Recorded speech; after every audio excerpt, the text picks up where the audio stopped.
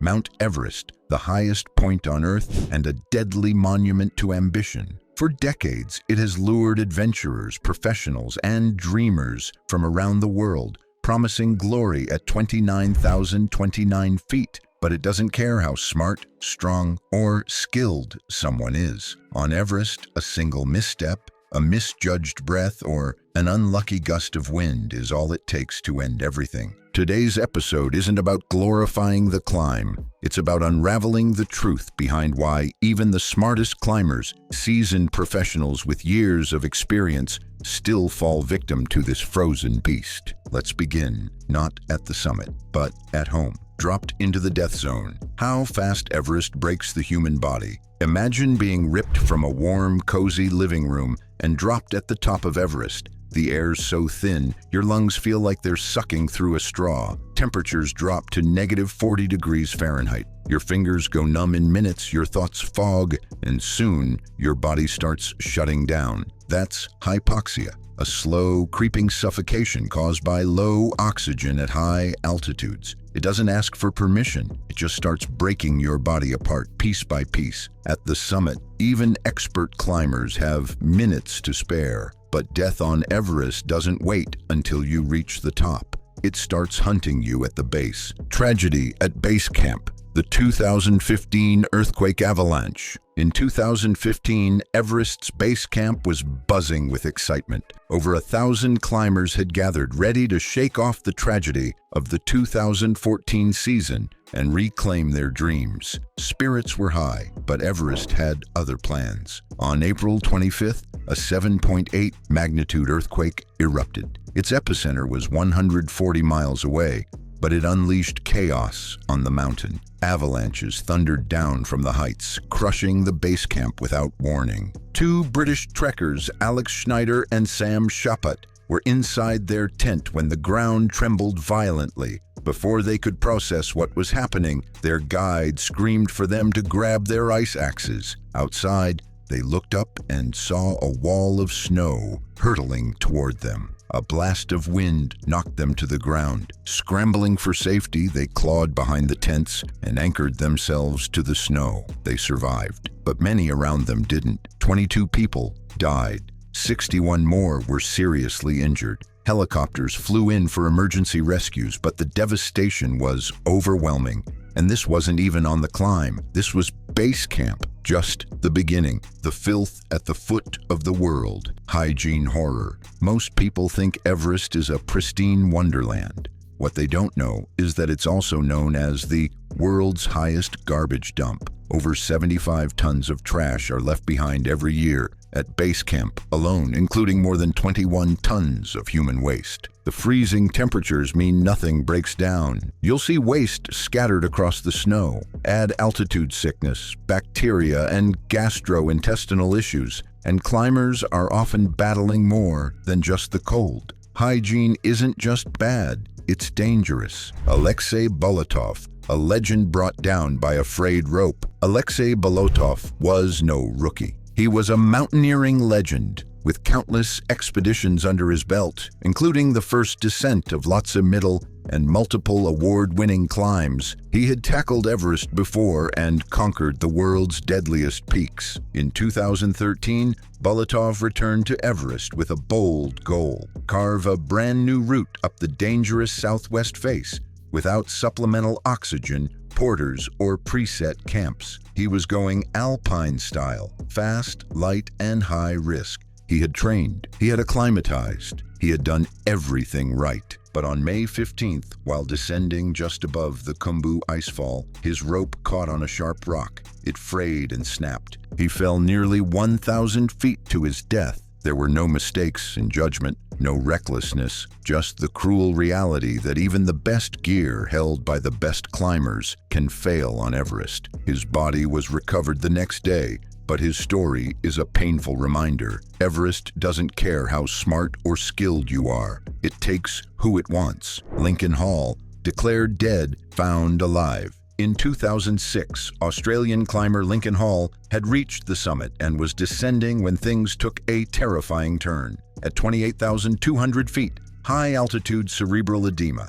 ACE, set in. He became confused. Disoriented, he started hallucinating. His Sherpa guides did everything they could, but at that altitude, they were barely surviving themselves. Eventually, they had to leave him. He was declared dead. His family was told to prepare for the worst. But 12 hours later, another team of climbers stumbled upon him, sitting cross-legged, coat open, no gloves, talking nonsense, and convinced he was on a boat. They couldn't believe it. He survived that night and was rescued. But what Lincoln Hall endured is the terrifying nature of haste. It tricks your brain into thinking you're fine. You don't feel the damage until it's too late. He was lucky. Most aren't. Ngfurba Sherpa, the 2-mile fall. Sherpas are the true heroes of Everest. They carry supplies, set ropes, and guide climbers, often while risking their own lives. Ngfurba Sherpa knew Everest well.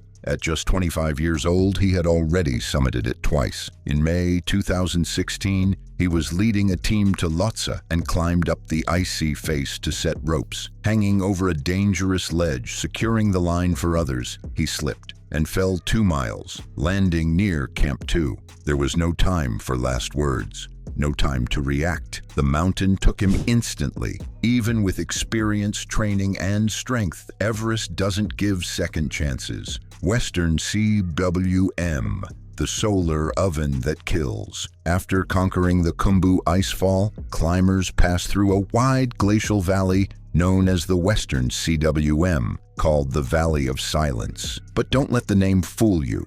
On clear days, the sun reflects off the snow like a magnifying glass, turning this stretch into a 95-degree death trap. At nearly 20,000 feet, climbers are already battling altitude sickness. Add in searing heat and dehydration, and it becomes a brutal test of endurance. This isn't a place to relax. It's a place where pushing too fast or resting too long can cost you everything. Abdul Wahed War, Glory at the Peak, Death on the Descent. On May 12, 2021, 42-year-old Swiss climber Abdul Wahed War reached the summit of Everest. After months of preparation, he stood at the top of the world. But standing at 29,029 feet is only half the journey. The descent is even more dangerous. As he made his way down, extreme fatigue and oxygen deprivation kicked in. His team alerted the organizing camp. Sherpas rushed to help, carrying food and oxygen. By the time they reached him,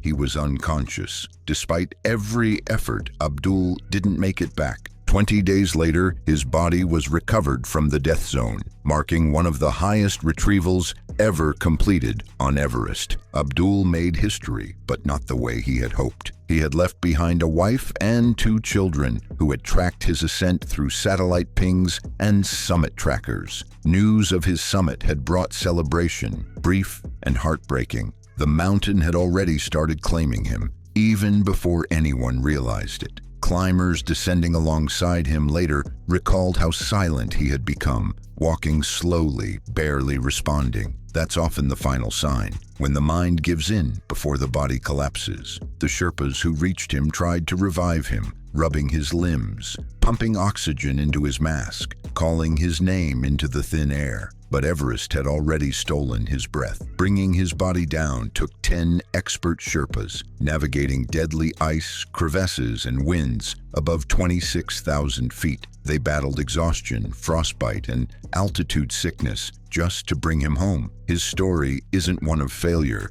It's a brutal reminder of what Everest demands, even from those who seemingly do everything right. The death zone, where the body begins to shut down. Above 26,000 feet lies the death zone. Oxygen levels here drop to just 8.7%. The human body starts to shut down. You're not just climbing, you're slowly dying. Even with supplemental oxygen, you can only survive for a day or two.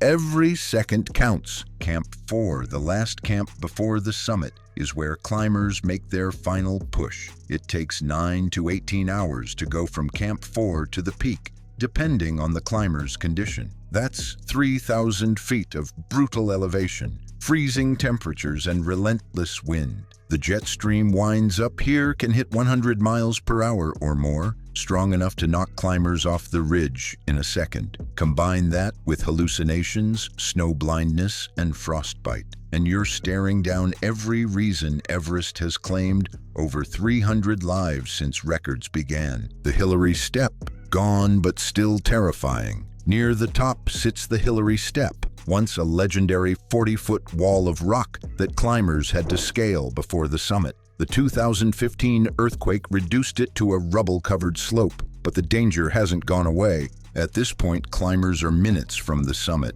but they're also running low on oxygen, physically wrecked, and mentally foggy. Misjudging this last hurdle has led to many climbers collapsing on the final stretch, often just meters from glory. Snow blindness and the final descent. Even those who summit face one last risk: snow blindness. At the top, UV rays reflect off the snow at extreme intensities, burning the corneas and blinding climbers. Losing vision at 29,000 feet isn't just terrifying, it's fatal. You can't descend safely without seeing where you're stepping, and the terrain below the summit is full of sheer drops and unstable snow. This is the trap. Everest pulls climbers to the top, but kills them on the way down. Why Everest still claims lives, even in the modern era. Out of 40,000 people who visit Everest each year, only about 800 attempt the summit. While base camp has a 95% success rate, the summit has only 57%. And that 1% death rate? It hasn't changed since 1953. More climbers, better gear, smarter strategies, but the risk stays the same.